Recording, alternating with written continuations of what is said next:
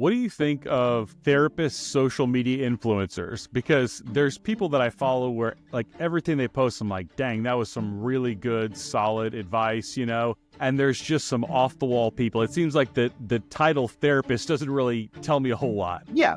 Well, I think my barometer of looking at that is, how immersed are they in critical social justice culture? Are they kind of their content focused on that?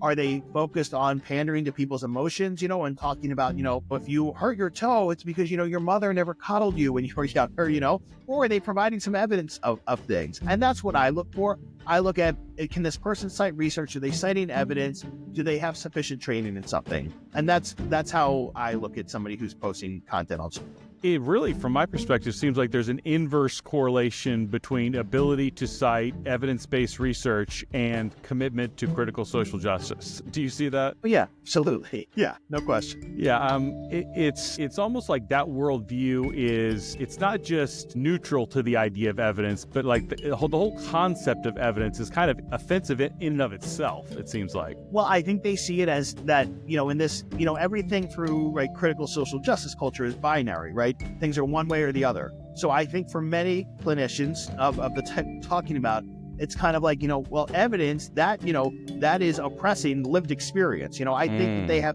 just rigid view that they can only see the world in black and white terms like that. So, yeah. Do you think we've passed peak woke? Not at all. No. Really? Okay. Can you touch on that? And it's funny. I think when I hear about this, and I listened to quite a lot about this, obviously that's how I found you. No, I think that this is going to last for generations. I do. Yeah. And I think for people to think that oh, it's past now, whether that's because of the recent presidential election or, we're moving past it. No, absolutely not.